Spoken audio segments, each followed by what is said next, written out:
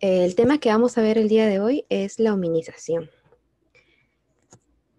Como ya les expliqué, como ya les mencioné en la clase pasada, mi nombre es Camila López Palomino. El correo que ven en la parte inferior es el correo para las consultas. Cualquier duda que tengan me lo hacen llegar a ese correo. Vamos a empezar.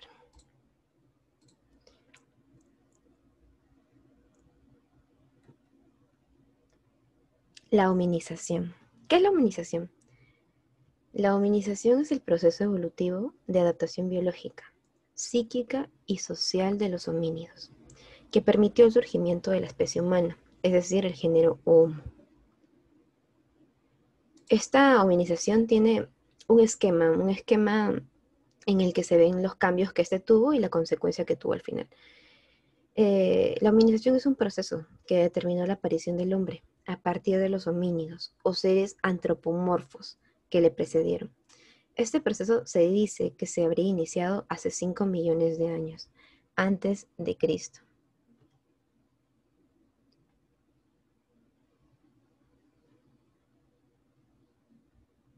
Así. Ya, entonces les he preparado aquí un esquema para más o menos poder entenderlo. La hominización es el proceso de transformación biológica y psíquica que dio origen al hombre moderno, al hombre que somos ahora. Pero este proceso tiene dos cambios.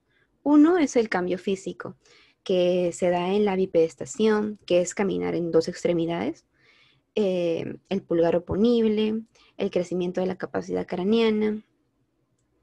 El otro cambio es el cambio psíquico, que comprende la racionalidad y el lenguaje articulado. Estos dos cambios que se dieron en el proceso de la hominización, el proceso de la transformación, tienen una sola consecuencia, que es el surgimiento y el predominio del Homo sapiens. Como sabemos, toda sociedad, desde las poblaciones más humildes y cazadoras y recolectoras, hasta las poderosas poblaciones imperialistas, sabían que no son ni las primeras ni las últimas. E incluso nosotros sabemos que no somos los primeros ni los últimos hombres en en habitar esa tierra. La inquietud por el origen, por el significado de la existencia, es parte de la condición del ser humano. En la antigüedad, esta interrogante llevó a la explicación teológica, el creacionismo. Actualmente, la Iglesia Católica explica esto con el relato bíblico de Adán y Eva, como una parábola de transmisión de verdades trascendentales mediante personajes y hechos inventados literariamente. Y la Iglesia entiende que la creación se ha dado en el proceso evolutivo. Esta visión es un esfuerzo por reconciliar la fe con el avance de la ciencia. Entonces la Iglesia ha reconocido que sí, que hay un proceso de evolución en el tema de la hominización. El evolucionismo es una explicación de tipo científica que surge en el siglo XIX, exactamente en los años 1859, con el gran Charles Darwin, quien publicó El origen de las especies por medio de selección natural, donde él afirmaba que las diversas especies existentes en la Tierra, a pesar de sus diferencias, estaban vinculadas. La diferenciación entonces que observamos se ha producido a cabo de millones de años de existencia. Los animales han ido evolucionando, no es cosa de un día para otro, de un mes para otro, de un año para el otro. Esto se ha dado en millones de años. La selección natural llevó a que los más aptos en determinadas circunstancias ambientales o cambios geológicos sobreviviesen. Entonces, la teoría evolucionista ha guiado los estudios científicos sobre el origen del hombre. Entonces, podemos decir que la hominización es un proceso evolutivo, un conjunto de cambios físicos y psíquicos, que permitió el surgimiento del ser humano como una adaptación especial dentro del grupo de los primates. El Homo sapiens sapiens pasó a ser la especie dominante del planeta. En el plano físico, la hominización implicó que adhieran la postura erguida, la locomoción bípeda, andar en dos extremidades, sus extremidades superiores tuvieron cambios que los ayudaron a la manipulación de objetos. Estos cambios fueron visibles en el pulgar oponible, los dedos paralelos de los pies, entre otros. Estos hombres estaban expuestos en la sabana africana, frente a tantos depredadores. Esto hizo que el homínido adhiera una capacidad sociabilizadora, la cual fue la base de su éxito. Así, el ser cooperativo, el poder socializar con los demás, hizo que pudo asegurar mayor cantidad de comida para el grupo. Cuanto mejor podía comunicarse y agruparse, crear lazos, estrechar lazos, mayor era su fuerza. La conciencia, la racionalidad y el lenguaje articulado fueron una consecuencia necesaria, como parte de los cambios psíquicos. Sabemos también que el cerebro humano creció más del 250% en los últimos casi 3 millones de años, caso único en toda la familia de los homínidos. Sabemos también que la comprensión de este proceso está muy, muy lejos de concluir. Hay tantas cosas por estudiar en la hominización, hay cosas que todavía no han sido del todo descubiertas. Sigamos. Algunas características de la hominización. Como ya lo dijimos, la hominización inició en África, en la sabana, que fue la cuna de la humanidad, siendo los restos más antiguos de nuestra evolución hallados en el Valle del Rift, entre los cuales tenemos a los países actuales de Etiopía, Kenia, Tanzania, que se encuentran en el oriente de África. Los seres humanos pertenecemos al orden de los primates, familia de los homínidos, género Homo y especie Sapiens. También debemos aclarar algo que es muy importante y que a veces se confunde en los estudios escolares. Tenemos que comprender que el proceso evolutivo de la hominización no fue un proceso lineal, fue un proceso ramificado.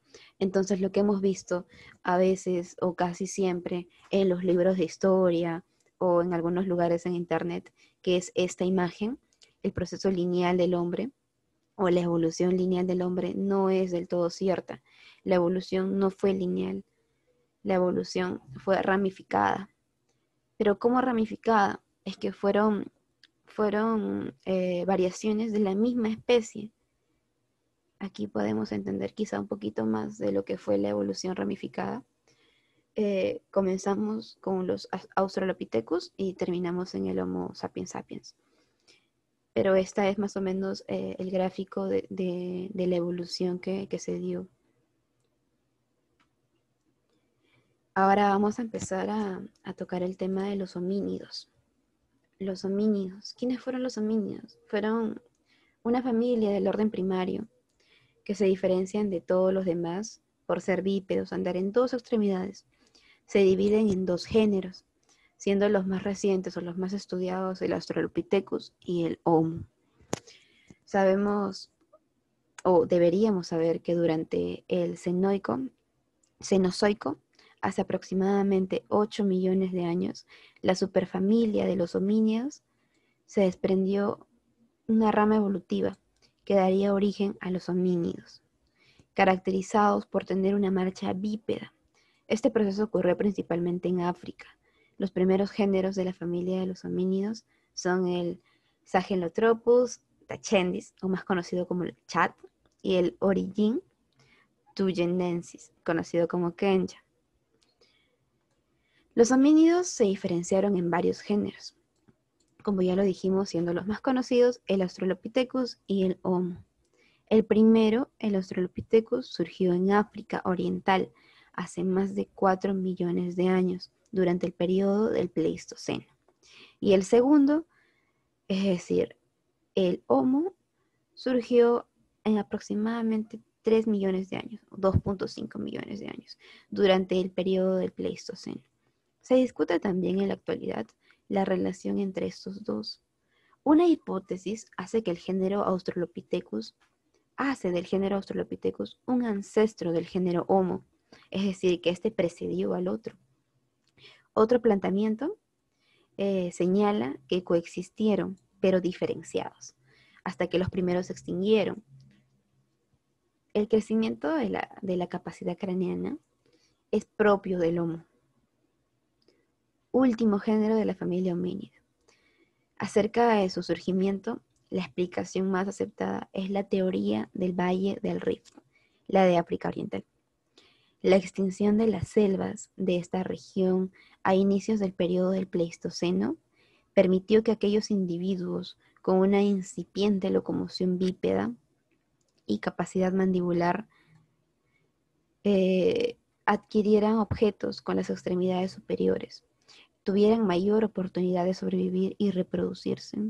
Esto conllevó al desarrollo de la capacidad craneana en los homínidos, surgiendo así el género Homo.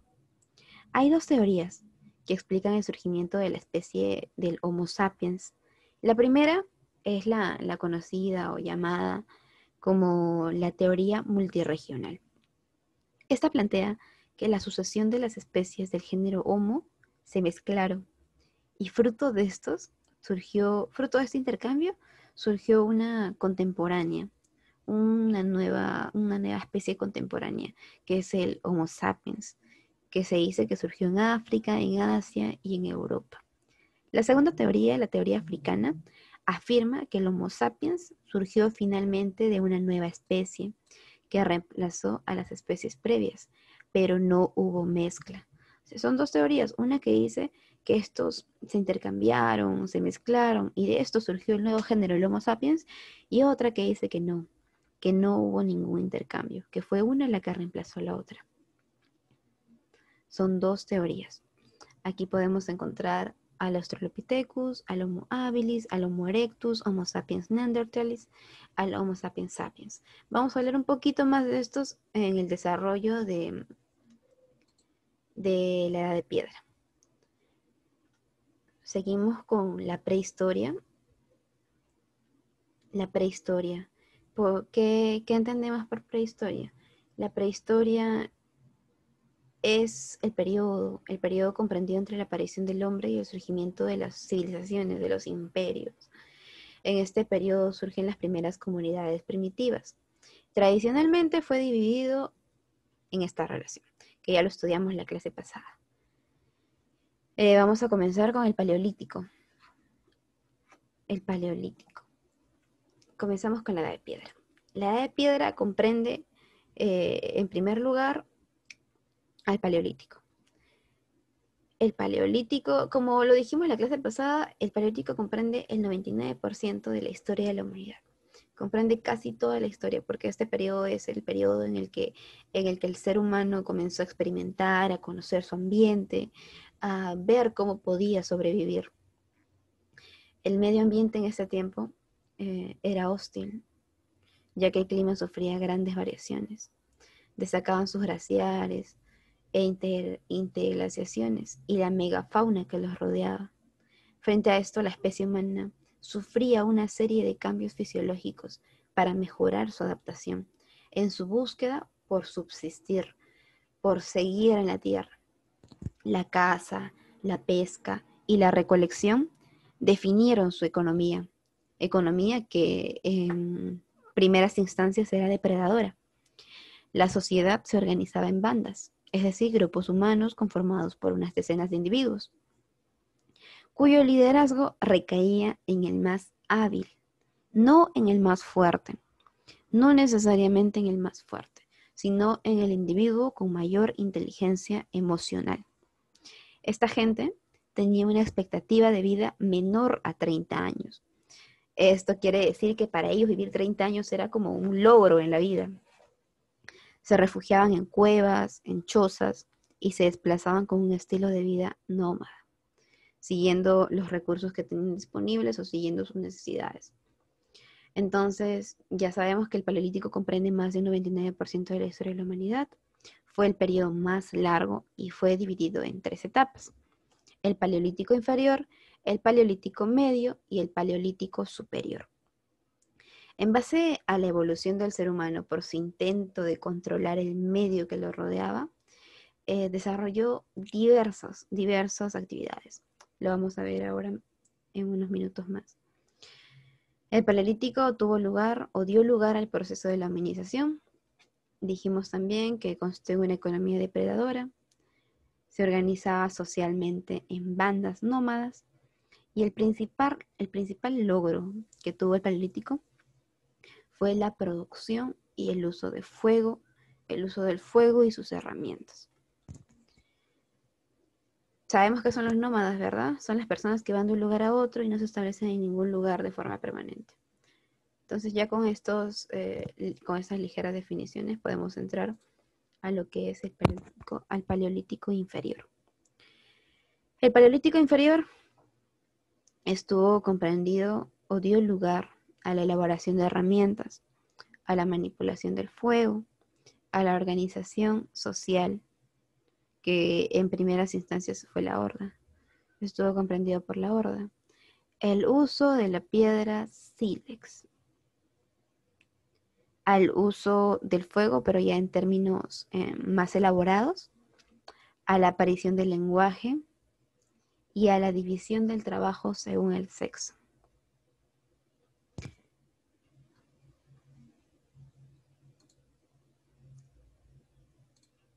Vamos a ver también qué especies tuvieron lugar aquí en el Paleolítico inferior.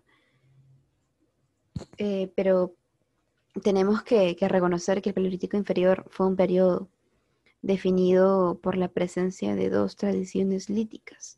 Una de ellas, el oldubayense, y el otro, el achilense. La primera elaboró cantos toscamente tallados y la segunda talló las primeras hachas a mano. Una de las especies que tuvo lugar en el Paleolítico inferior es el Australopithecus. La otra, el Homo habilis, y por último el Homo erectus. El Australopithecus tiene unas características muy singulares. Fue un homínido bípedo, tenía mandíbulas poderosas, era un depredador por excelencia y vegetariano. Usaba piedras y ramas, pero no fabricaba herramientas. Las usaba así, tal cual las encontraba. Encontraba una rama, la utilizaba para coger algo, utilizaba una piedra, la utilizaba para tirarlas, para espantar a los animales que lo amenazaban, etc. Su esqueleto evidencia rasgos que encontramos en simios y en humanos. Su capacidad craneana oscilaba entre 375 centímetros cúbicos a 550 centímetros cúbicos. Los restos encontrados del Australopithecus, de la especie del Australopithecus, sobresalen dos especies de estos: el Australopithecus afarensis y los Australopithecus africanos. De la primera, de los afarensis, destacan Selam y Lucy. Me imagino que se han escuchado hablar de Lucy porque es muy conocida. Estas fueron halladas en Adar, en Etiopía. La primera, Selam, tenía 3 años y destaca por ser el resto fósil del homínido más antiguo y casi completo hallado. La segunda, Lucy, es una hembra adulta de 20 años.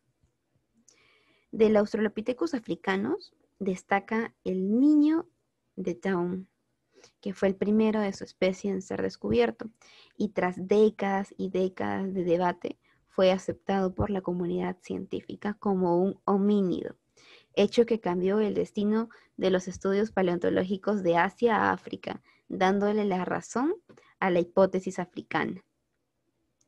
La segunda especie encontrada o que habitó en el Paleolítico inferior es el Homo habilis.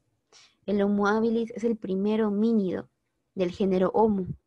Tuvo marcha bípeda, con características de rotación, logrando utilizar el dedo pulgar oponible, lo que le permitió fabricar herramientas simples, pero unas herramientas muy, muy básicas, de piedra.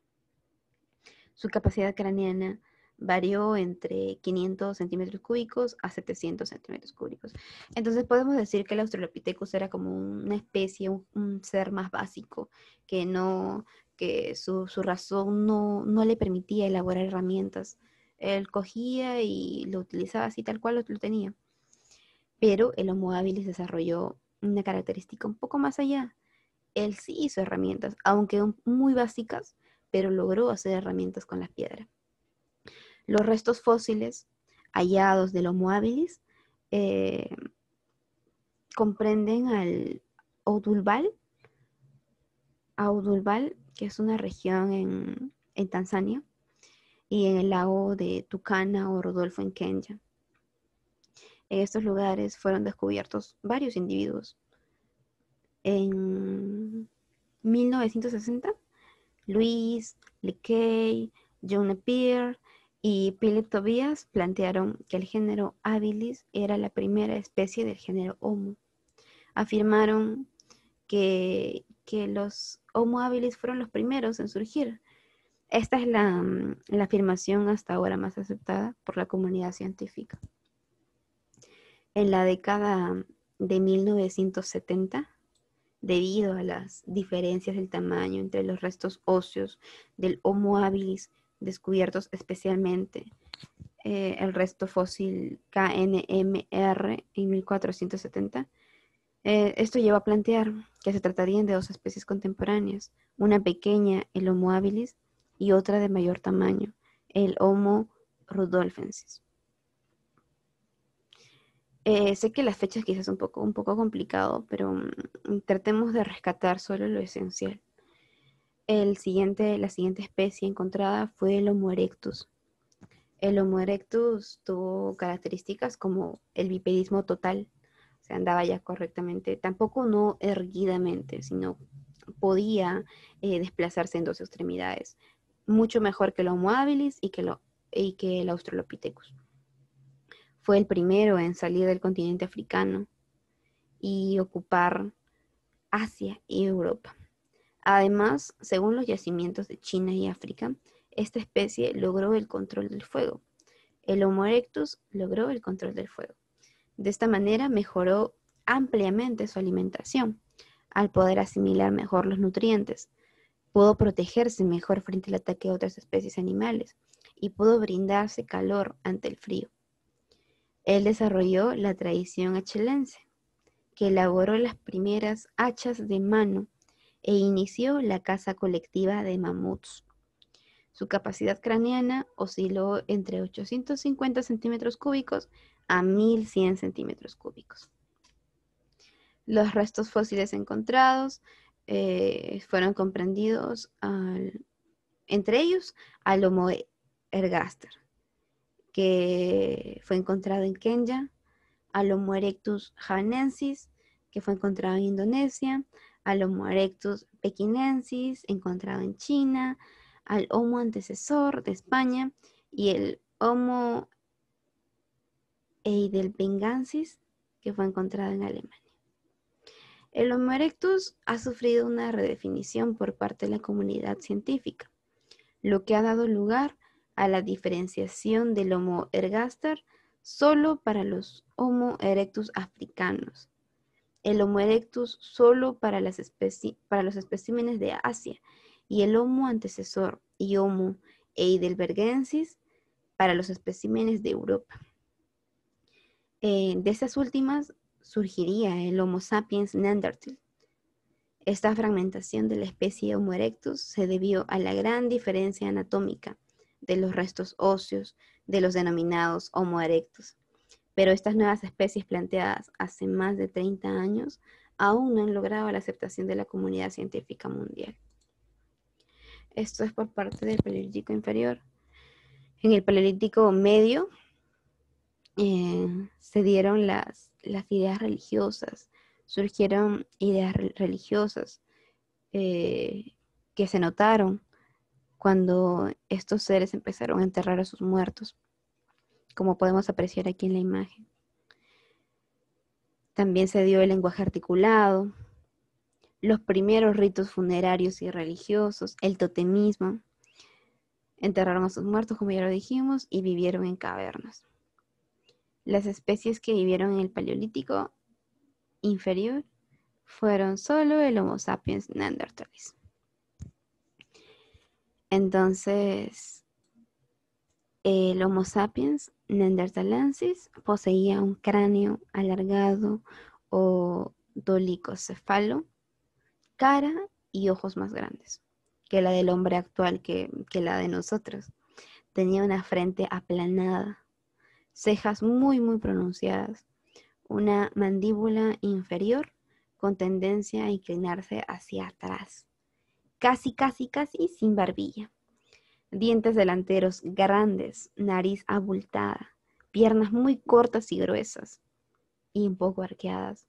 El cuerpo encorvado, con una estatura que osciló como máximo en su género masculino hasta casi 1,70 m. O sea, esta especie tan alta no era y erguida tampoco.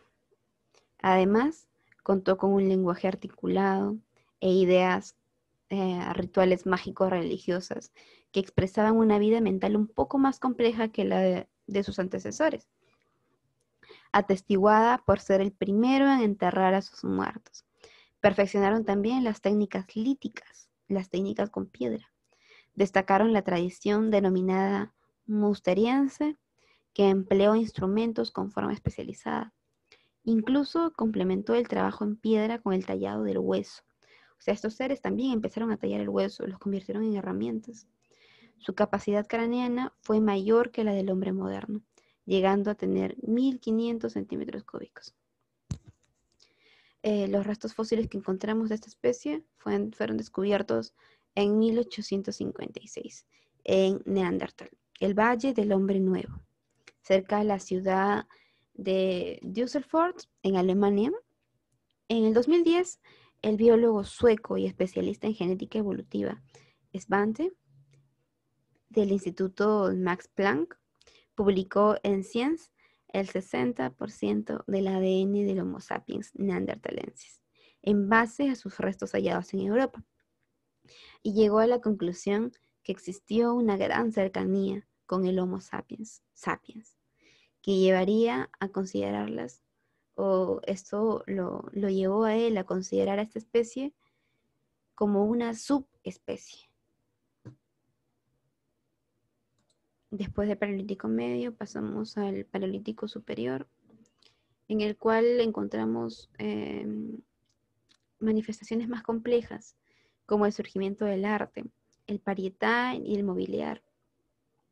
Artistas de pinturas rupestres y Venus obesas fueron excelentes cazadores. Manejaron con excelencia el arco y la flecha. Aquí vemos la pintura más conocida que tuvieron, que lo vamos a detallar en unos minutos. Estas fueron las Venus.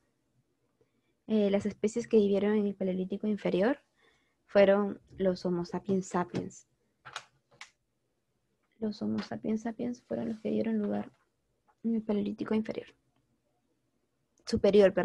Aquí hay un error. Es Paleolítico superior. El Homo sapiens sapiens es el resultado final del proceso de la hominización.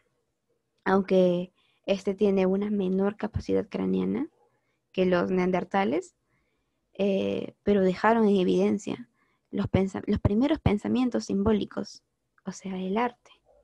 En términos anatómicos, esta especie tiene más de 190.000 años, siendo enigmático que los vestigios del uso de símbolos sean muy tardíos, no más de 50.000 años antes de Cristo.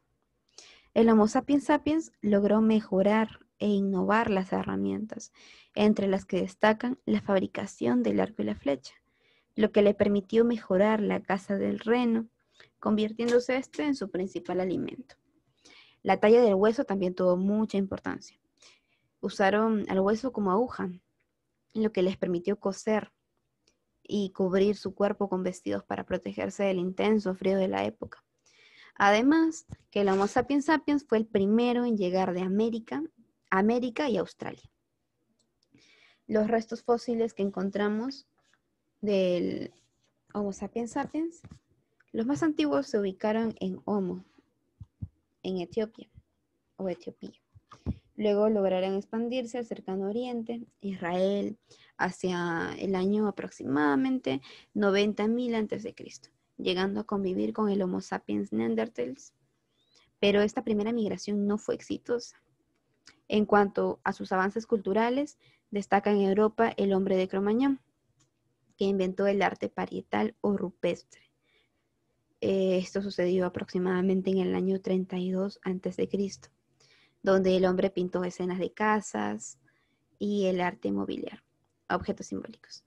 Destacan también la Venus de Wyandotte, hallada en Australia.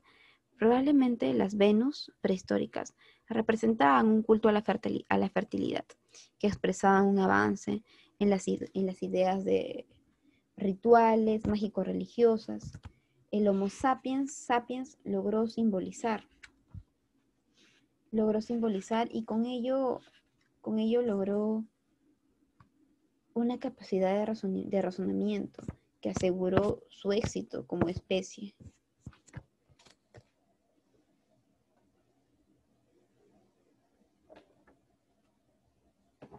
El siguiente, dado después del Paleolítico Superior, es el Mesolítico. Entramos al Mesolítico. El Mesolítico es más que una etapa, es un periodo de transición. Aquí tuvo lugar el proceso de la hominización. Como ya dijimos, tenían una economía depredadora. Se produjo el tránsito climático del Pleistoceno, la era del hielo, al Holoceno, en el que hacía un poco más en realidad demasiado calor. Su economía fue depredadora, pero también fue productiva. Ahorita vamos a ver por qué. Estuvieron organizados socialmente en bandas seminómadas, pasando a ser nómadas con un poco más del tiempo, organizadas en clanes. Su principal logro fueron la producción de herramientas, pero ya a gran escala, como canoas y lugares más desarrollados en donde vivían. En muchos aspectos, uno de los muchos factores que influyeron en el Mesolítico fue el cambio climático, el paso del Pleistoceno al Holoceno. Este cambio climático producirá la extinción de grandes mamíferos, la megafauna. Aunque en los grupos mesolíticos siguieron siendo cazadores-recolectores, como sus predecesores. Los cambios producidos en este periodo obligaron a adoptar una selectividad. Será esta situación la que permita el inicio de la horticultura, es decir, el cultivo en huertos, pero de manera muy incipiente, lo cual conllevó al seminomadismo, producto de la costumbre de selectividad que permitirá que el hombre intervenga en la evolución natural de las plantas, ocurriendo algo semejante con el tratamiento de los animales, lo que los llevó a iniciar también la domesticación. La pesca también tuvo una parte importante en este periodo. Fue desarrollado e impulsado por la elaboración de canoas.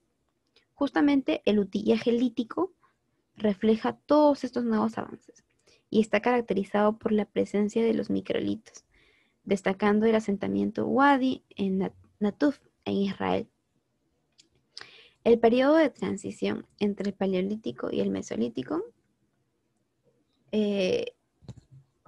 comprende un periodo más corto que las demás etapas o periodos. Su economía fue depredadora, pero también fue mixta. Mixta o economía de transición, como suelen llamarla, que constó en la horticultura, pero a esto sumado la caza, la pesca y la recolección. Se inició la horticultura y con ello la domesticación de animales. Luego del Mesolítico se dio lugar al Neolítico. El Neolítico es un periodo en el que la temperatura aumentó considerablemente, pudiendo así desarrollarse el Holoceno. En este periodo la economía fue productiva, comprendiendo la agricultura y la ganadería. Permitió el desarrollo de excedentes productivos, lo cual facilitó el nacimiento de los artesanos, los ceramistas, productores textiles, entre otros. Ya lograron una vida sedentaria porque podían tener todo lo que necesitaban a su alcance.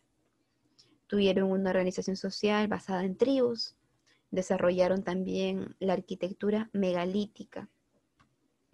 En esta nueva situación esta nueva situación ocasionó que más especies se extinguieran, pero las condiciones climáticas del planeta se volvieron mucho, mucho, mucho más favorables para el hombre. La escasez lo obligó a perfeccionar la selectividad de plantas y animales para terminar en el control de estos recursos. Sabemos que en este periodo se dio el Holoceno, y el Holoceno se llevó con él, o el Pleistoceno se llevó con él muchos, muchos animales. Ya cuando el Holoceno estaba en desarrollo, estos humanos tuvieron que ingeniárselas para poder rescatar a los animales que tenían en ese entonces. Esto fue como una obligación. Estaban obligados a perfeccionar sus técnicas para poder controlarlas y poder subsistir. Será justamente a partir de esta etapa cuando el hombre perfecciona la domesticación de las plantas, destacando los cereales como el trigo, la cebada y animales como cabras, ovejas y asnos, produciéndose así la revolución neolítica, planteada por el arqueólogo australiano Gordon Childe, al desarrollarse la agricultura y la ganadería, que significarían para los hombres un cambio radical de sus costumbres en base a una economía productora. En estos avances destaca también el perfeccionismo o el perfeccionamiento de las herramientas, especializándolas cada vez más de acuerdo a sus necesidades. Fabricaron hoces para recolectar la cosecha y azadas para arar la tierra. Además, los utensilios se confeccionaron puliendo la piedra, lo que incrementó su resistencia. La agricultura y la ganadería permitieron manipular la naturaleza, produciéndose un gran crecimiento demográfico, lo que conllevó a la necesidad de nuevos lugares de asentamiento de carácter sedentario. Por ello, aparecen las primeras aldeas, con casas edificadas de diferentes materiales en diferentes partes del mundo. Casas de adobe en el Oriente Próximo y de grandes troncos de madera en Europa Central y Occidental también, que cuando estaban cerca los lagos y ríos tenían como nombre palafitos. El mayor cambio cultural se registró en el creciente fértil, región que va del río Nilo a Mesopotamia. Chatal, Uyuk en Turquía, Jarmo en Irak, Jericó en Israel, son las primeras muestras de grandes asentamientos sedentarios que señalan la tendencia hacia la aparición de los primeros centros urbanos en Mesopotamia, compuestos por templos, plazas, tumbas, entre otros. Socialmente se organizaban en clanes, grupos unidos por vínculos de parentesco y ascendencia. La economía productora iría modificando estas relaciones sociales al impulsar la división social del trabajo en torno a actividades especializadas y diversificadas. De la original propiedad colectiva se pasará a una propiedad de tipo individual. Ya no era todo para todos, sino que ya cada ser humano, cada familia, cada grupo decía, no, esto es mío, he plantado esto para mí, para mi familia, para mi comunidad, para mi tribu, para mi clan, depende de cómo se organizaban, claro. Ya no era todo para todos.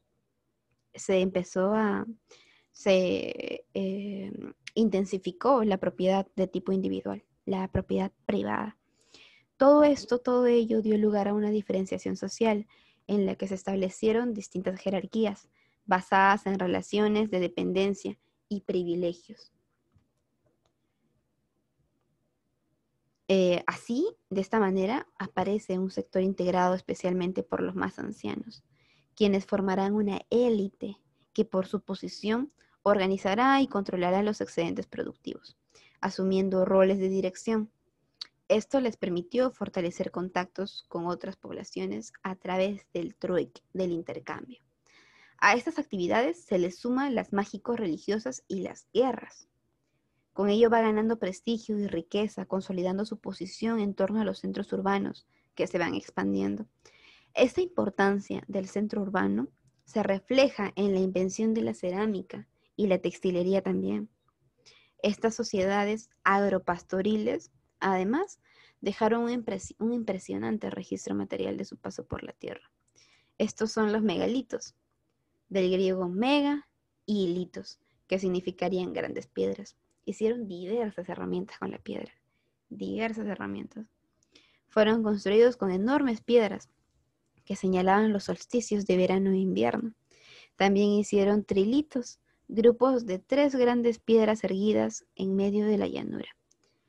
Otro tipo son los menhires o piedras hincadas, verticalmente en el suelo en la mayoría de los casos aislados, pero en algunas ocasiones están agrupadas en conjunto, como los asombrosos alineamientos del Karnak en Francia. Finalmente, las grandes tumbas megalíticas, desde Escandinavia hasta Portugal, conocidas como dolmenses.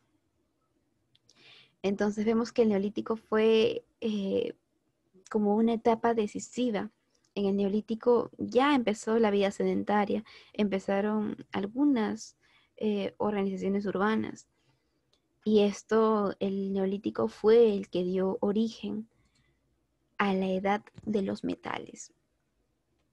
La edad de los metales, vamos entrando ya a la parte más bonita de la historia universal. Vienen las civilizaciones. La edad de los metales empieza con la edad del cobre. Cobre, o también llamado calcolítico, comprendido entre el 4000 y el 3000 a.C. En este periodo se produce el uso simultáneo de la piedra y el cobre. Ambos metales fueron usados a la vez. Se produjeron también algunos elementos lujosos, adornos y herramientas de este material. Los fundidores del metal experimentaron primero con el cobre. Al descubrir que lo podían volver líquido, claro, al exponerlo a 1200 grados de temperatura, se dieron cuenta que este metal les servía muchísimo para fabricar herramientas y quedaban mucho más perfectas que utilizando la piedra. Entonces esto conllevó a la aparición de la metalurgia, y con la metalurgia también a la orfebrería, a pesar de que aún siguieron utilizando la piedra en distintas herramientas, porque la piedra vino de sus antecesores, de sus predecesores. Vivía con ellos, estaban ya muy, muy acostumbrados al uso de la piedra para sus herramientas. La invención o el descubrimiento del cobre fue algo nuevo, y se dice que se acostumbraron de una forma muy lenta a estas nuevas tecnologías, por llamarlo así.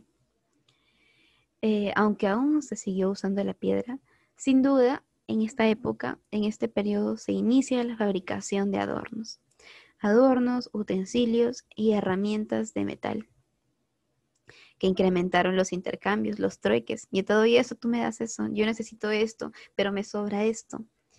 Por ello, comenzaron a construir hornos y fuelles que concentraban el aire sobre las llamas, donde los forjadores trabajaban dándole la forma requerida al metal, que al enfriarse volvía a recobrar su dureza y su resistencia, superando por mucho a la piedra. En este periodo surgió Uruk en Mesopotamia, una protoescritura, la pictografía empleada para llevar las cuentas de las cosechas y del ganado. Entonces, la edad de cobre o del calcolítico fue una edad un poquito más avanzada. Fue un periodo un poquito más avanzado en el que ya hacían herramientas más avanzadas, más detalladas, herramientas que tenían mucha más dureza y resistencia. Entonces, también comenzó la escritura, una escritura muy básica en realidad. La pictografía también, con las que ya tenía excedentes. Ya no tenían lo necesario solo para el día o lo que necesitaban para sobrevivir, sino que ya tenían excedentes, ya contaban con alimentos que sobraban, con herramientas que sobraban. Entonces tenían que llevar una cuenta, tenían que contabilizar estas herramientas que tenían. Después de la edad del cobre o la edad del calcolítico, surgió la Edad del Bronce. La Edad del Bronce fue comprendida entre el año 3000 y 1200 antes de Cristo o antes de nuestra era. En esta edad nacen las primeras civilizaciones: Sumeria, Egipto, India, la China, entre otras más. Surgió también la revolución urbana, la multiplicación de las ciudades como centros administrativos en una región. Nace también el Estado e imperios teocráticos, militaristas y esclavistas también. El esclavismo nace también en esta época. La invención de la escritura cuneiforme, los jeroglíficos, entre otros tipos de escritura. También se dan la producción de armas y herramientas a través de la aleación, de fundir el metal. En la edad de bronce, como el bronce no resultó muy resistente, que digamos, el hombre, en su afán de mejorar su tecnología, de conseguir la perfección, de seguir avanzando, evolucionando y conseguir algo mejor para existir, logró agregar al cobre un 10% de estaño, consiguiendo un nuevo metal, el nuevo bronce. Su dureza le permitió suplantar a la piedra definitivamente. O sea, cuando el bronce llegó, ya dejaron atrás a la piedra. La piedra era algo del pasado, ya no se vio más. La escasez del estaño en el creciente fértil llevó a establecer rutas que llegaban hasta Afganistán, en Asia Central, a partir del 3000 a.C.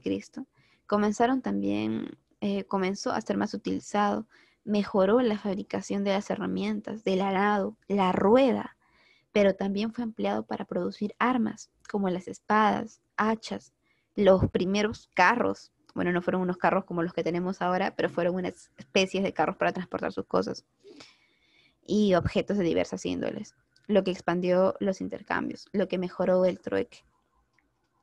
El crecimiento de los intercambios exigió un mayor control sobre su producción por parte de las élites, debiendo registrarse las cuentas para poder administrar los recursos, y la escritura resultó una enorme ayuda.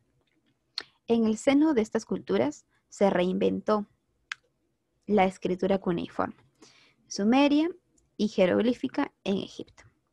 Muchos centros urbanos, ante la expansión de sus actividades, van separando sus espacios según la función que tengan: vivienda, palacios, administración, trabajo, culto, entre otras actividades que tenían.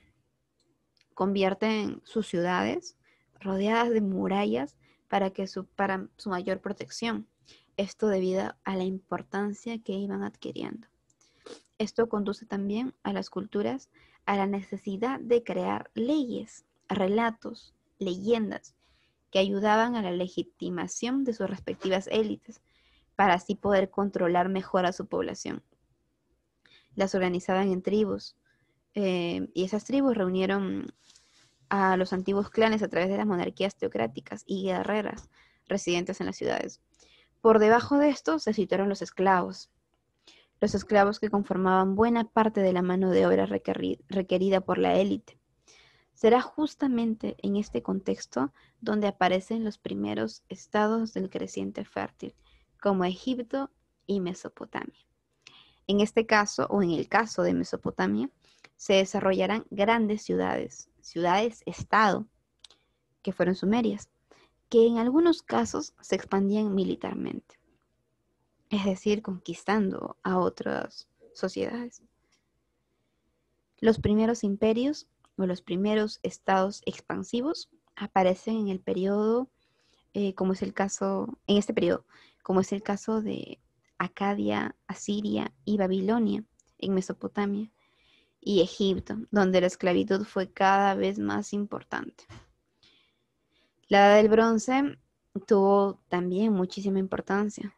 Dio cabida a las civilizaciones: Sumeria, Egipto, India, la China.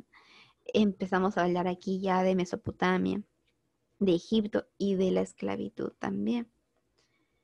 Luego de la Edad de Bronce, que fue muy, muy decisiva, pasamos a la Edad del Hierro. La Edad del Hierro, que fue comprendido entre los años de 1300 hasta los 600 antes de Cristo. El primer pueblo productor de hierro, el primer pueblo que descubrió este metal, fueron los hititas. En este periodo también se da la invención de la escritura alfabética. Se desarrolló una economía monetaria. Usaban carros de guerra, consolidando la fuerza militar que tenían. Se dio también la expansión de imperios esclavistas, expansivos en base a las guerras. Hititas, asirios, romanos, entre otros. En este periodo, en el que el hierro reemplazó al bronce como material de fabricación de instrumentos y armas, mejorando notablemente su calidad, el hierro parece haber sido usado por primera vez en Atolalia, en Turquía, hacia el año 2000 a.C., pero no desplazaría en el creciente fértil al bronce, sino hasta el 1200 a.C., difundiéndose desde allí hacia Europa. En el norte de la India, esta metalurgia se desarrolló en forma independiente, teniendo una antigüedad de 1800 años antes de Cristo. Además, también cabe destacar que la mayoría o la mayor ventaja del hierro sobre el bronce residía en el hecho de que los yacimientos para extraer el mineral eran mucho más numerosos y por tanto más económicos que los de estaño. Además, no era necesaria aleación alguna y constituía un material dotado para la fabricación de las sierras, hachas, escudos, azuelas y clavos, aunque su producción no era nada fácil. Esto hizo que los pueblos que dominaban sus técnicas de fabricación se fortalecieran y se expandieran mucho más rápido que las demás. En las medidas en que las guerras se fueron desarrollando con mayor intensidad, permitieron a las élites que controlasen las armas de hierro, contasen con poderosos ejércitos para imponerse sobre otros. Debido a la importancia del hierro, hubo también la necesidad de controlar cada vez mejor su producción por parte de las élites. Por ello se comenzó a emplear el alfabeto consonántico, que fue difundido por los fenicios, y se produjo también el empleo de la moneda acuñada como medio de pago en los intercambios comerciales de bienes. Ya no solo se realizaba el trueque o el intercambio, ya en este tiempo se creó la moneda acuñada. También la esclavitud se convirtió en el tipo de manejo predominante de las economías más productivas. Esto hizo que los regímenes esclavistas consolidaran esta actividad, desarrollando grandes maquinarias militares. Los imperios esclavistas que destacan en esta etapa fueron los de Grecia y de Roma. En el primer caso, la polis de Atenas y luego el reino de Macedonia expandieron el empleo de esclavos en todo el Mediterráneo. En el caso de este segundo, Roma extendió el régimen esclavista por el norte, de África, Asia Occidental y Europa Occidental. En Europa se distinguen dos etapas: la Edad de Hierro. En la Edad de Hierro, la primera Edad de Hierro es la llamada Hallstatt, de 1200 hasta el 600 a.C., que originó o dio su origen en Austria. Y la segunda Edad de Hierro es la Tené, que se inició en Suecia, desde el año 450 al 58 a.C. Los celtas se identifican con la segunda etapa, que fue la de apogeo, la de su mayor apogeo. Este periodo concluyó con la conquista de Cayo Julio César de la Galilea en el siglo I a.C. Ambas, o estas dos, se caracterizaban por ser tribus dedicadas a la caza y a la guerra, enriquecidas por los intercambios de sus productos de hierro, que poseían en abundancia. Sus élites no lograron organizar un poder centralizado permanente. Residían en fortalezas ubicadas en lo alto de las colinas o en casas circulares y fortificadas, si eran llanuras, claro. Aunque ambas se diferenciaban por el incremento y perfeccionamiento de las herramientas de hierro, La militarización de la sociedad y la expansión de los intercambios económicos se han encontrado, también restos del uso cultural de hierro, principalmente en las tumbas de las poblaciones celtas de Europa, que expresan el alto nivel de riqueza, jerarquización y contactos establecidos por sus élites guerreras. El ajuar funerario estuvo constituido por armas, entre las que se incluyen espadas de hierro y de bronce, dagas, hachas también, cascos, cuencos de bronce, calderos y tazas, vasos de cerámica, ornamentos de bronce, hierro y oro, y cuentas de ambas en cristal. El periodo del hierro fue un periodo en el que se desarrolló la esclavitud y se intensificaron las sociedades, se hicieron más ricas y más poderosas, por lo que el hierro tuvo una gran participación. Las sociedades que lograron dominar el hierro, ya que era un poco difícil su empleo, tuvieron mayor expansión.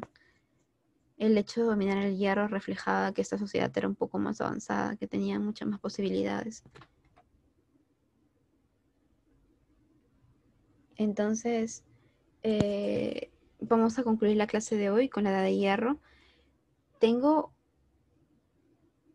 Les he preparado una pregunta. A ver si pueden leerla y dejarme sus respuestas en los comentarios para ver si se ha entendido. Aunque es una pregunta muy básica, es una pregunta de tipo admisión.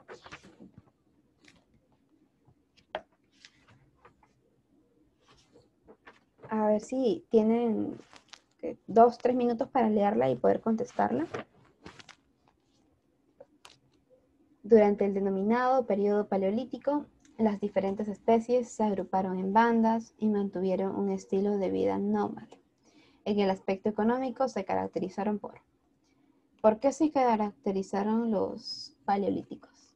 Por la fabricación de herramientas de metal para el dominio de la naturaleza, por la obtención de recursos sin producción y directamente de la naturaleza, o por el aprendizaje de los ciclos de vida de las plantas y animales para la subsistencia, o quizá para la producción masiva de alimentos y desarrollo de la ganadería, o el desarrollo del sedentarismo como medio de producción artesanal.